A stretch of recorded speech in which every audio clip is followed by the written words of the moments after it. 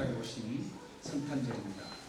사실 12월 25일이 정확하게 예수님이 탄생한 날은 아닙니다.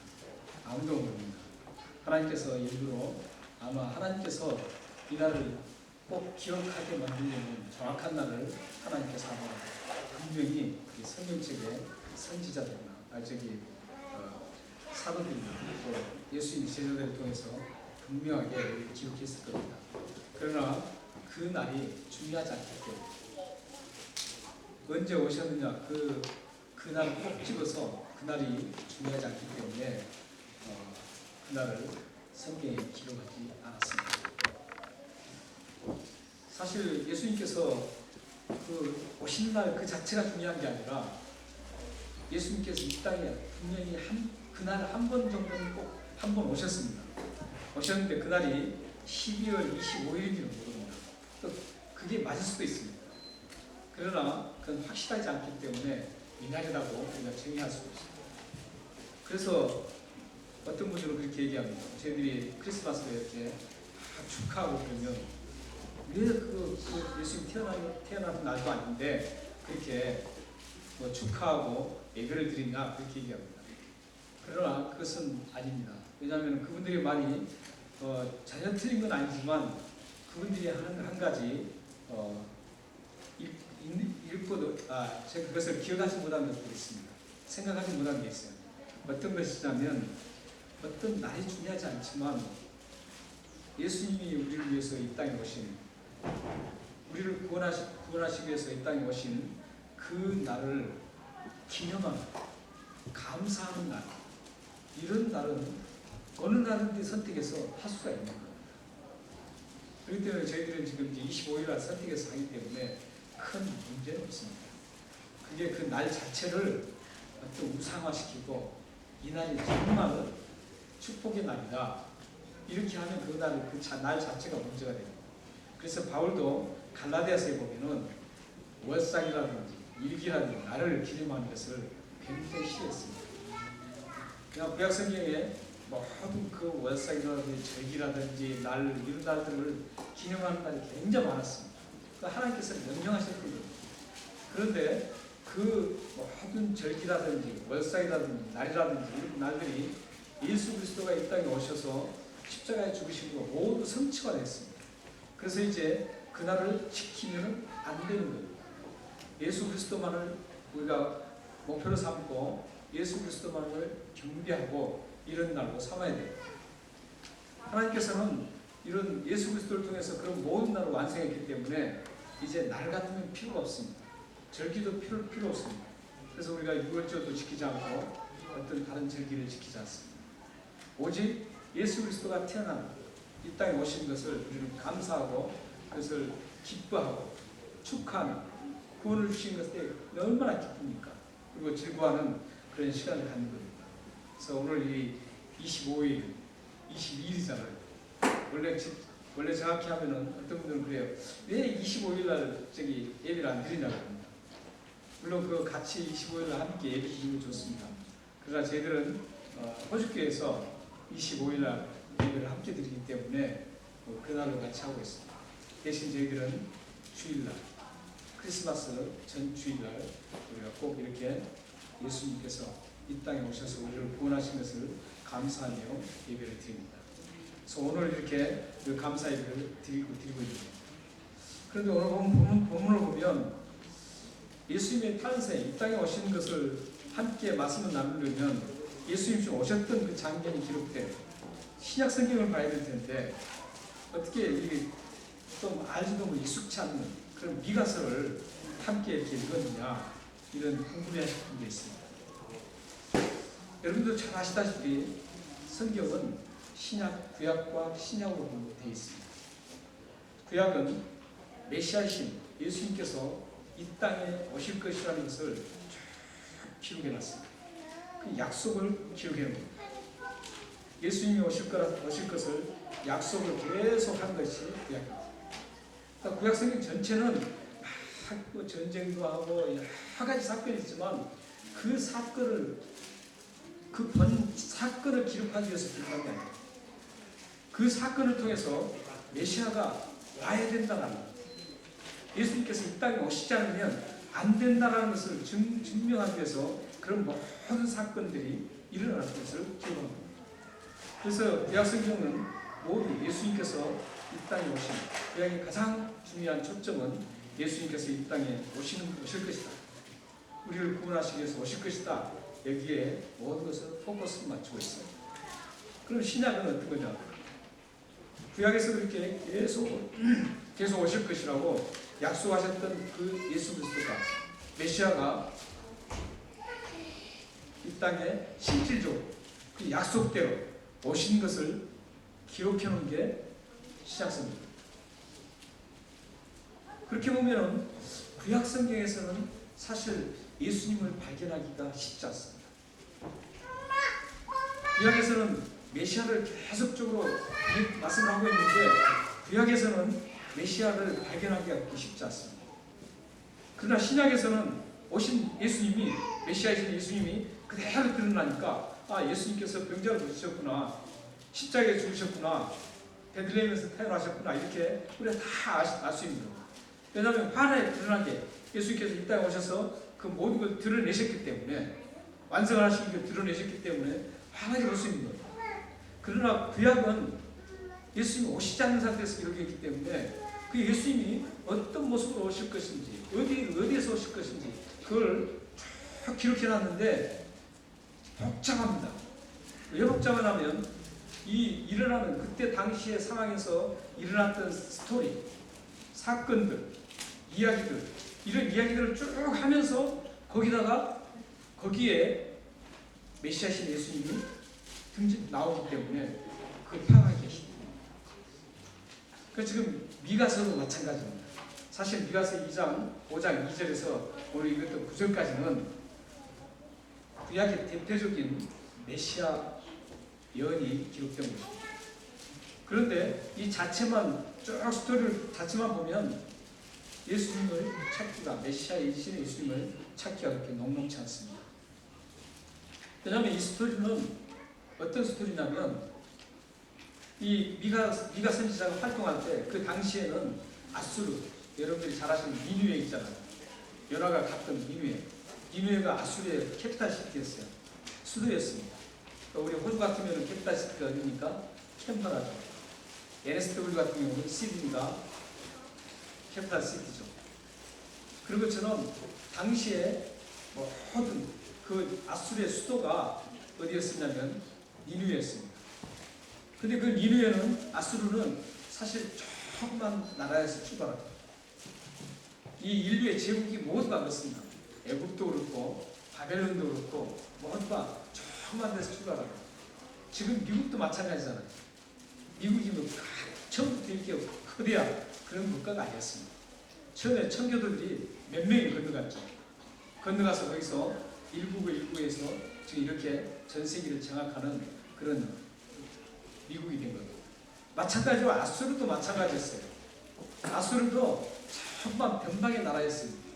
그런데 이 조그만 나라가 점점 옆에 나라를 정복해서 계속적으로 정복하고 멸망시키면서 거대한 나라가 되는데 가장 잔인한 방법으로 그들은 정복을 했습니다. 굉장히 잔인한 방법으로 그 주변 국가들을 멸망시키고 정복을 해나갔습니다. 그래서 아수르 말만 들으면 모든 주변 국가 사람들이 굉장히 막 떨 정도로 너무 잔인했기 때문에, 이런 아수르가 당시에 미가 선지자가 활동할 때 아수르가 그런 엄청나게 팽창하고 있었던 시절입니다. 그래서 북쪽 이스라엘, 10지파가 있는 북쪽 이스라엘을 계속 괴롭혔습니다. 계속 괴롭다가 결국은 BC, 예수님 태어나기 전, 비포 크라이스트, 예수님 태어나기 전 722년에 이 아수르가 북이스라엘을 멸망시킵니다. 처참하게 멸망시키죠. 그 북이스라엘 수도가 어디냐면 사마리아. 그리고 나서 계속적으로 남은 유다, 남쪽의 유다 나라도 계속 이 아수르가 계속 괴롭힙니다. 그래서 지금 그때 상황은 굉장히 이스라엘 백성들 전체가 굉장히 힘들 때였습니다. 그런데 그 힘든 원인이 뭐였었냐? 하나님께서 이 아수르를 들어서서 이스라엘을 채찍으로 사용하는 거예요. 왜 그랬냐면 이스라엘 백성들이 하나님의 은혜로 가나안 땅에 정착해서 하나님이 원하신 대로 잘 하나님을 예비하고 하나님을 섬기고 높여드리고 이랬으면 되는데 가나안에 들어가서 정착하면서 계속 가나안의 모든 신들을 섬기기 시작합니다. 하나님이 그렇게 싫어하는 그런 가나안 신을 섬깁니다. 뿐만 아니라 미가가 활동하는 그 시절에는 가나안 신뿐만 아니라 그 주변 국가들의 그 강한 주변 국가들, 그 주변 국가들의 강한 것을 보고 저 국가가 저 신 때문에 저렇게 왕성하게 일어나는가 보다 생각하고 그 신들을 함께 섬기기 시작했습니다. 그래서 국가 지도자라든지 종교 지도자들이 온통 거기에 다 힘을 쏟고 이방신을 섬기게 되면 반드시 따라오는 게 사회의 타락입니다. 사회의 부패입니다. 그래서 이 미가서를 보면 사회의 부패가 얼마나 심했는지 굉장히 심했습니다. 이런 상황에서 지금 미가 선지자가 하나님 앞에 돌아오라. 하나님 앞에 돌아오면 하나님께서 다 용서하시고 다시 회복시켜 주실 것이다. 이렇게 지금 계속 강력하게 메시지를 전하고 있습니다. 그게 지금 오늘 본문이에요. 그 사이에 지금 그 메시지를 전하면서 거기에 예수 그리스도 메시아 되신 예수 그리스도를 지금 거기에 접목시키고 있고 오실 예수 그리스도를 예언하고 있는 그게 지금 2절 말씀부터 지금 출발합니다. 2절 한번 같이 읽겠습니다. 자, 시작. 베들레헴 에브라다야 너는 유다 족속 중에 작을지라도 이스라엘을 다스릴 자가 내게서 내게로 나올 것이다. 그의 근본은 상고의 영혼의 힘입니다. 제가 그 역사적인 배경을 말씀드렸잖아요. 지금 아수르가 막 치고 들어와서 굉장히 어려운 시절에 지금 이 말씀을 탁 하는 거예요. 할 때 이스라엘 백성들은 이 말씀을 메시아로 받아들일 수가 있었습니다. 이 말씀을 이들은 메시아로 받아들일지라도 예수 그리스도까지는 연결을 못 시키게 됩니다. 어떤 큰 왕이 나와서 메시아처럼 왕이 나와서 우리들을 이 아수르 소나기에서 우리를 건져낼 것이라고 생각할 수 있었습니다. 그러나 이 말씀은 지금 미가 선지자의 이 말씀은 그런 말씀을 하면서도 거기서 핵심은 뭐냐면 앞으로 궁극적으로 인류를 구원할 그 메시아를 지금 지칭하고 있습니다. 여기서 지금 2절에 보면 두 곳의 지명이 나오죠. 어디가 나옵니까? 네, 베들레헴과 에브라다예요. 에브라다. 이 두 곳이 나옵니다. 이 베들레헴은 굉장히 토지가 굉장히 비옥했습니다. 비옥해서 그곳에서 굉장히 풍성한 열매들이 많이 소출됐습니다. 먹을 것이 굉장히 풍부했습니다. 그래서 거기를 떡집이라고 붙였습니다. 베들레헴 떡집이라고 그렇게 붙였습니다. 근데 이 베들레헴은 예루살렘에서 약 8km 정도입니다. 8km 떨어진 곳인데 이곳에서 작을지라도 이스라엘을 다스릴 자가 나온다고 지금 얘기를 하고 있습니다. 말씀하고 있습니다. 여기 에브라다는 어떤 곳이냐? 이 베들레헴은 최초로 어떤 곳이냐면 먼저 베들레헴부터 한번 정리해보죠. 베들레헴은 맨 처음 창세기 35장에 등장합니다. 35장 19절에 등장하는데 35장 19절에 보면 이 베들레헴이 최초로 등장하는데 그때 어떻게 해서 등장하면 야곱이 이제 가나안 땅으로 이주를 합니다. 가나안 땅으로 가면서 가는데 그 가는 도중에 가장 사랑하는 아내 라헬이 베냐민을 낳다가 거기서 죽습니다. 죽었을 때 그곳에다가 베들레헴에다가 그 라헬을 눕습니다. 장사를 지냅니다. 그때 최초로 성경에 이 베들레헴이 등장합니다. 근데 이 베들레헴은 다음에 여러분이 잘 아시는 그 룻기에 보면 다윗의 조부 되신 분이 누구시죠 혹시? 보아스죠. 보아스의 고향입니다. 그러니까 여기는 결국은 어디 누구의 고향입니까? 다윗의 고향입니다. 베들레헴. 베들레헴은 이 다윗의 고향입니다. 그래서 이곳에서 예수님이 누구의 후손으로 오신가요? 다윗의 후손으로 오십니다. 그러면 에브라다는 어디인가요? 에브라다는 창세기 48장 7절에 보면 야곱이 그렇게 얘기합니다. 똑같이 얘기하는데 베들레헴 곧 에브라다 이렇게 독립적으로 해요. 그러니까 이 두 지명은 똑같은 한 곳의 이름을 두 가지로 표현하고 있습니다. 그래서 많은 학자들은 에브라다를 베들레헴의 옛 이름이라고 봅니다. 우리 한국의 그 서울도 그렇잖아요. 서울도 옛날에는 한양이라고 했죠. 그런 것처럼 베들레헴의 옛날 이름이 에브라다라고 했죠. 그래서 이 베들레헴이 에브라다고 또 에브라다가 베들레헴. 근데 왜 이렇게 그러면 이 두 지명을 이렇게 지금 이야기하고 있나요? 이곳에서 이스라엘을 다스릴 자가 태어난다.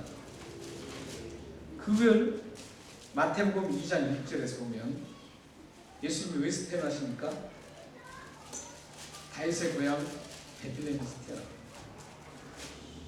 그래서 지금 이 2절 말씀은 메시아신 예수님께서 어디서 태어날 것을 정확하게 지명을 하고 있습니다. 이렇게 지명을 할 때 미가 선지자가 이렇게 지명할 때 예수님이 태어나기 전에 몇 년인 줄 아세요? 700년 전입니다. 700년 전에 예수님이 베들레헴에서 태어날 것이라는 것을 정확하게 지명을 하고 있습니다. 메시아신 예수님께서 죄인을 구원하시기 위해서 이 땅에 오시는데 어디에서 태어날 것을 정확하게 지금 지명하고 있습니다.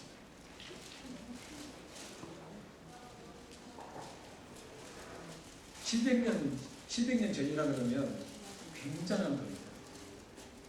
700년 전이라 그러면 우리 한국 그 히스토리 역사를 보면 여러분들이 잘 아시는 삼국시대 있잖아요. 삼국시대 650년 전입니다. 굉장히 머나먼 것이죠. 머나먼 시기. 머나먼 올드 타임이죠. long of time. 굉장히 오래된 시간입니다. 삼국시대 얘기하니까 굉장히 오래된 걸 느낄 수 있죠. 우리나라 삼국시대는 사실 얼마 안 됐어요.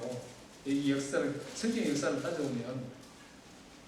그러니까 삼국시대가 있기 전에, 고구려 백제 신라가 있기 전에 650년 전에 예언했던 말씀입니다.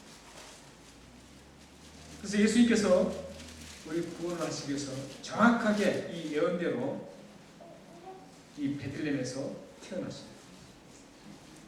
우리 죄인을 구원하시기 위해서 높은 하늘 보좌를 다 버리시고 이 땅에 오신 정확한 그 장소가 베들레헴. 하나님께서는 우리 죄인을 구원하시기 위해서 이렇게 장소까지도 세밀하게 계획하시고 정확하게 그 계획을 이루신 분이 하나님이십니다. 여러분의 살아가는 삶에도 마찬가지입니다.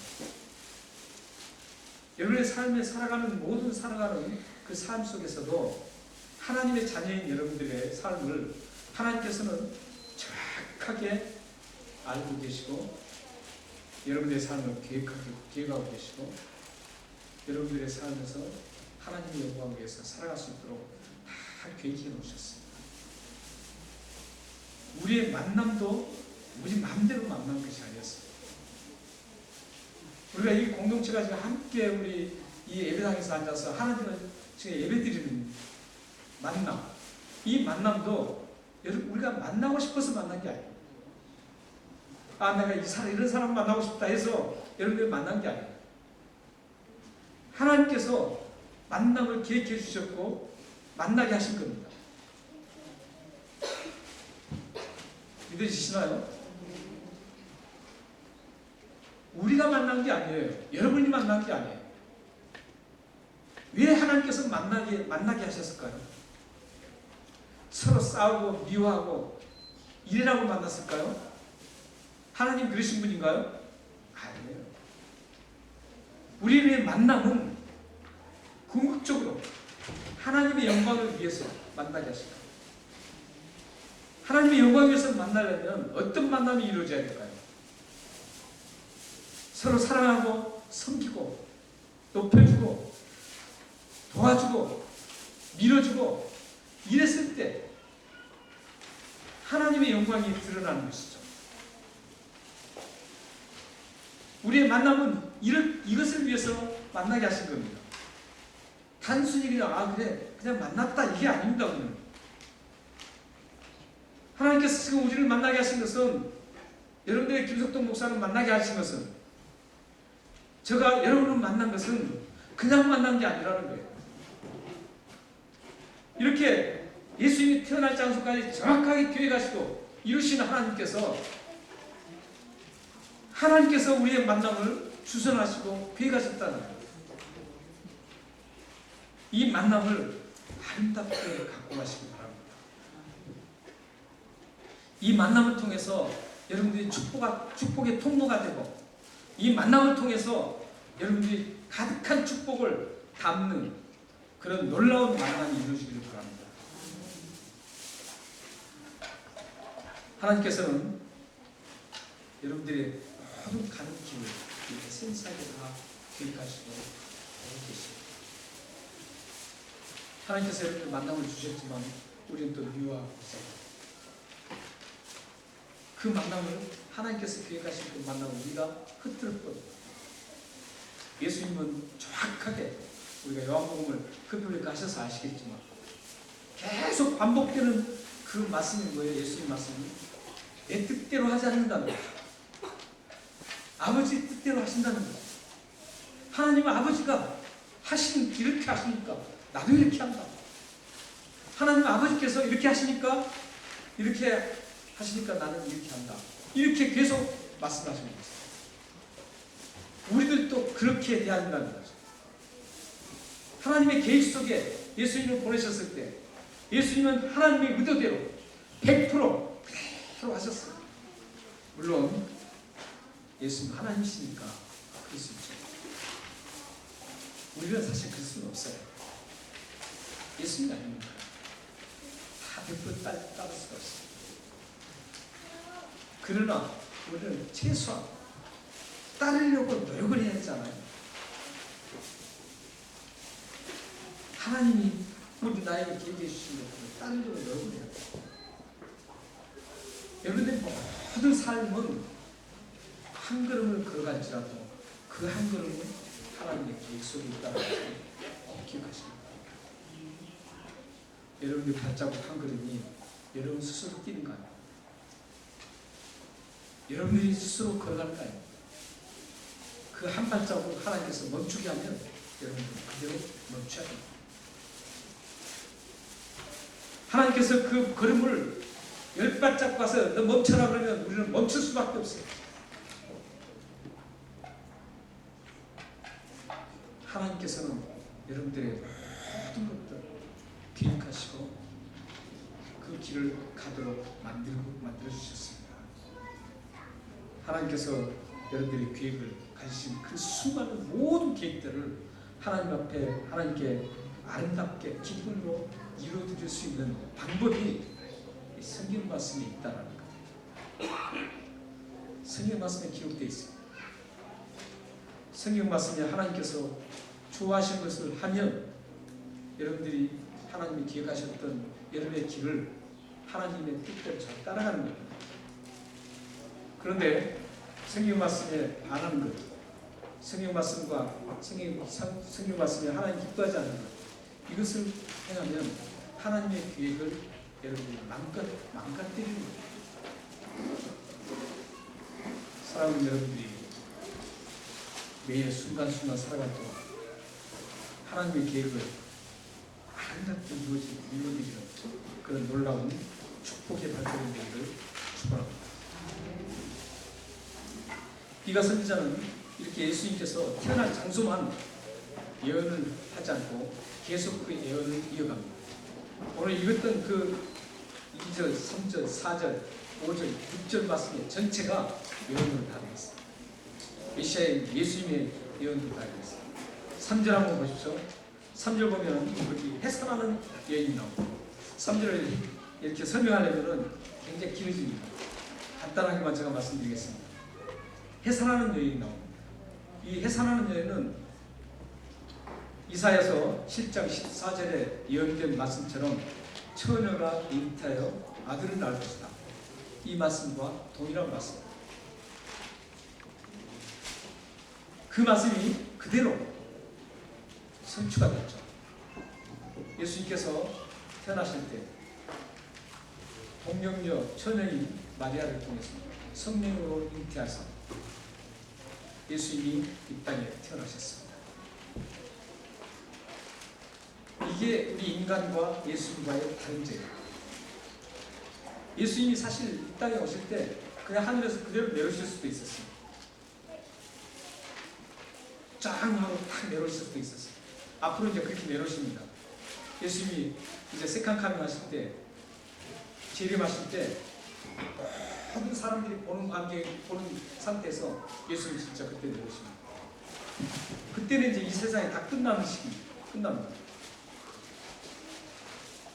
근데 예수님께서 처음에 오실 때는 그렇게 오지 않았습니다. 예수님이 이 세상에 구원하고 오실 때는 아기의 몸으로, 사람의 육신으로 오셨습니다. 왜 그랬을까요? 죄인들을 용서하기 위해서 그랬습니다.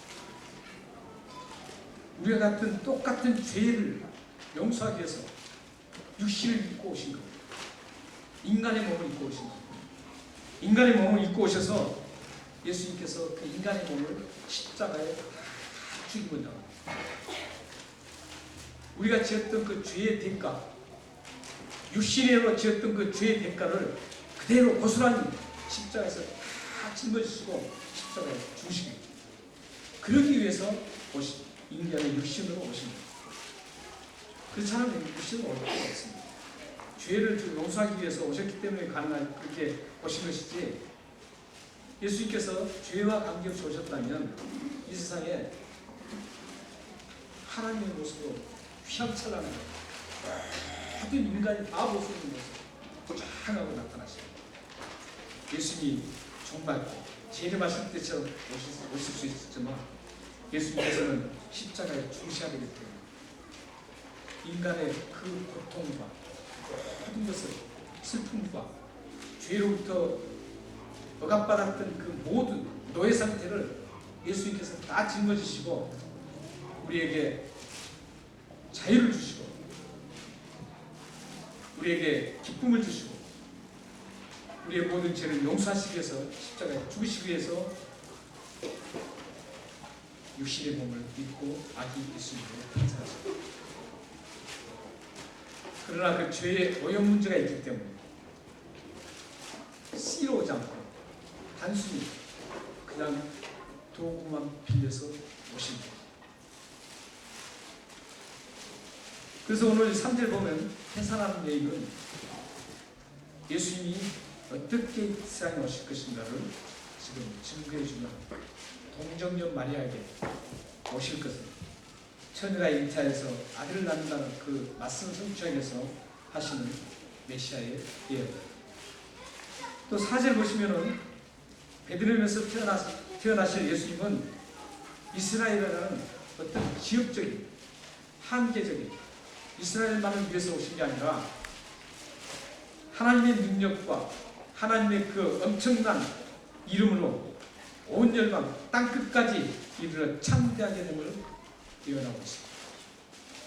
그러니까 예수님은 이스라엘 백성들만을 위해서 이 땅에 오신 게 아니라 모든 민족을 위해서, 죄인들을 위해서, 온 모든 죄인들을 위해서 이 세상에 오셨다는 겁니다. 그게 4절의 예언입니다. 5절을 보십시오. 5절은 예수님은 하나님의 택한 백성에게 영원한 평강을 주시기 위해서 오셨다. 그래서 이사야서 9장 6절에서는 예수님을 평강의 왕이라고 표현했습니다. 예수님은 이스라엘의 우리를 평안을 주시기 위해서 오셨습니다.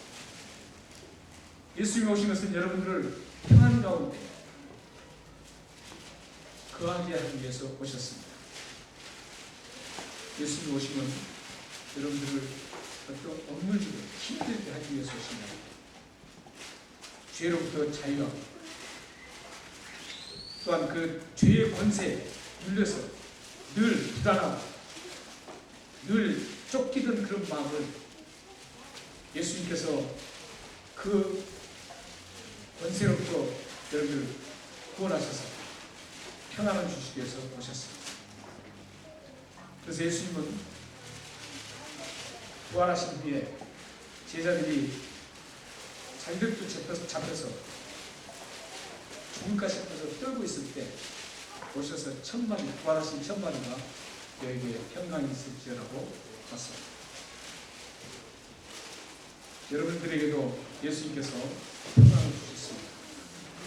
이 평강을 매일 누리시며 사십니다. 혹시 여러분이 살아가다 보면 금세 제자들처럼 불안하고 두려울 때가 있습니다. 그러나 여러분에게 주셨던 그 깊숙이 담겨있는 예수님이 주신 그 깊숙한 그 평강을 그 두려움과 어려움들을 물리치고 다시 평강을 찾기를 소망합니다.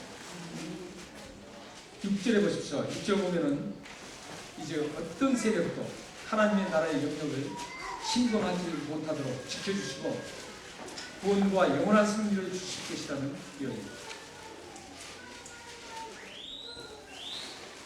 참 얼마나 분명합니까?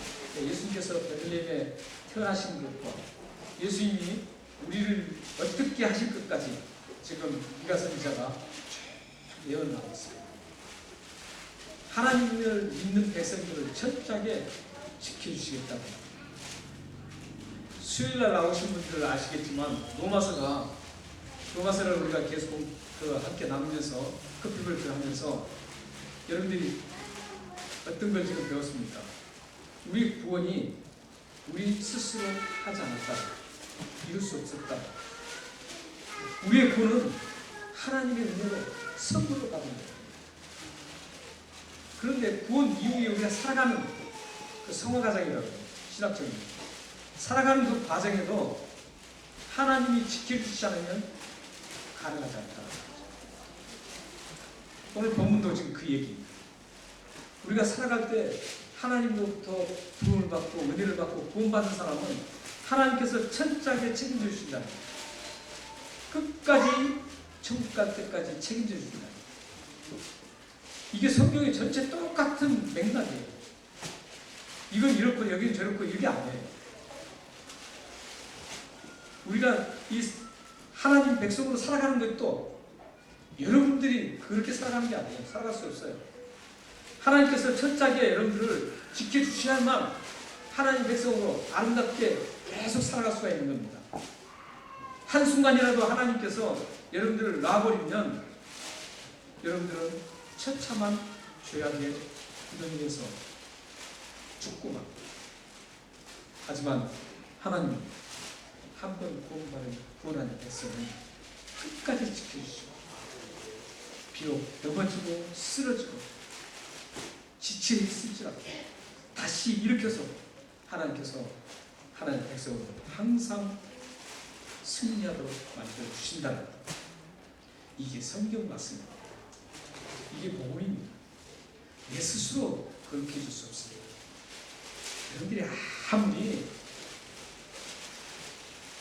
내가 하나님 앞에 어떻게 잘 살아보려고 해도 그 마음은 좋아요. 그러나 하나님의 도우심이 없으면 그 마음은 아무것도 안 해요. 이게 진실한 복음입니다. 인본주의를 벗어나는 하나님의 신실한 복음 같습니다. 오늘 이 6절 말씀도 이스라엘 백성들을 구원하신 하나님께서 끝까지 책임지고 지켜주신다는 거예요. 그분이 바로 누구예요? 예시하신 예수 그리스도시죠. 사랑하는 성도 여러분, 오늘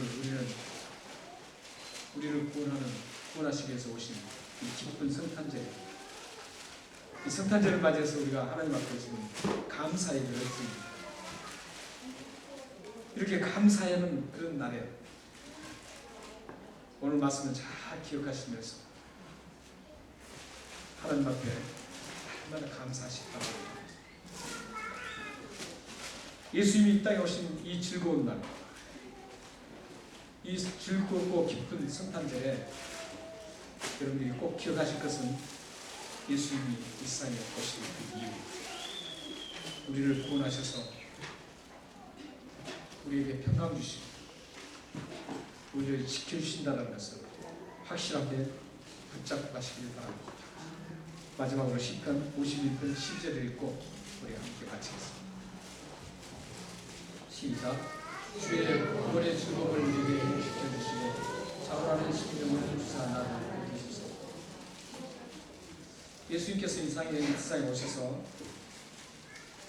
여러분들이 예수님을 영접하셨고 예수님을 믿게 되었습니다. 그 믿는 것이 바로 구원입니다. 구원인데 우리는 살다 보면 이 구원이라는 것을 깜빡깜빡 잊혀버릴 때가 있습니다. 우리는 신분은 확실하게 하나님 자녀인데 우리의 살아가는 그 모습은 하나님 자녀답지 않을 때가 많습니다. 그럴 때 여러분들이 이 말씀을 꼭 기억하시고 외우시기 바랍니다. 이런 말씀들을 좀 외워두시면 좋습니다. 주의 구원의 즐거움을 회복시키다가 날마다 여러분들이 조금 결길로 가고 힘들어질 때 이 말씀을 묵상하시기 바랍니다. 하나님, 저에게 주님 주신 구원의 즐거움을 회복시키시옵소서. 그 구원의 즐거움 얼마나 대단합니까? 여러분들 제체는 구원받았을 때 물론 어떤 분들은 이제 그냥 넘어가시는 분도 있습니다. 저 같은 경우는 얼마나 감격했는지 몰라요. 굉장히 감격했어요. 제가 이제 교회를 다닌다고 해서 제가 구원받은 건 아니잖아요. 제가 교회 다니면서 굉장히 열심히 할 때가 있었어요. 우리 청년 때. 근데 그때까지도 제가 구원이라는 것을 구원받았다고 해서 몰랐어요. 제가 사실은 신학교 다니면서 알았어요. 굉장히 오래됐죠. 신학교 가가지고 강의를 들으면서 내가 정말 구원받았다. 그걸 느꼈어요. 그때 굉장히 저는 말할 수 없었습니다. 엄청났습니다. 즐거움, 기쁨이. 그리고 이 구원을 어떻게 해서 하나님 앞에 보답할까 하면서 굉장히 막 열정적이었어요. 그리고 그렇지 않은 분도 계세요. 꼭 이런 감정만 가졌다고 해서 구원받는 건 아니에요. 그러나 구원받았다는 그 사실 자체가 감사함으로 느껴질 때가 있었어요. 근데 그 즐거움, 그것을 날마다 회복해야 돼요. 그러면 여러분들이 격절로 가다가도 다시 구원의 즐거움을 느끼면 다시 돌아오고 다른 사람을 미워하고 했어도 그 구원의 즐거움을 묵상하다 보면 사랑합니다. 그래서 지금 저 구원의 즐거움을 내게 회복시켜달라고 합니다. 모든 것을 다시 하나님 앞으로 원위치 시킬 수 있는 게 구원의 즐거움입니다. 여러분들이 좀 동떨어지게 가다가도 다시 구원의 즐거움이 회복되면 다시 하나님 앞으로 돌아오게 되는 겁니다. 그래서 여러분들이 날마다 하나님 앞에 고백해야 돼요. 하나님 구원의 즐거움을 나에게 회복시키십시오. 그 기쁨 즐거움 그게 막 감격한데 계속적으로 사라지지 않게 다시 일어나게 해주십시오. 이렇게 기도하셔야 돼요. 그리고 그런 거 어떻습니까? 주시고 자원하는 심령을 주사 나를 주셨습니다. 구원의 죽음이 회복되면 자원하는 심령이 올라갑니다. 구원의 죽음이 없으면 여러분들이 자원적으로 하나님 앞에 헌금도 못합니다. 구원의 즐거움이 없으면 여러분이 자원하는 만큼 하나님 앞에 헌신도 못합니다. 구원의 즐거움이 있어야만 진정한 하나님 앞에 드림이 되고 진정한 헌신이 되고 진정한 성김이 이루어집니다. 여러분들의 이 예수님께서 우리에게 구원을 주시기 위해서 구원의 즐거움을 주시기 위해서 이 땅에 오셨습니다. 이 구원해 주신 이 즐거운 날 여러분들이 구원의 즐거움을 하나하나 회복하셔서 기쁨과 즐거움으로 이 험한 세상을 살아가는 가정과 여러분의 삶이 되시기를 주님으로 축원합니다. 기도하겠습니다.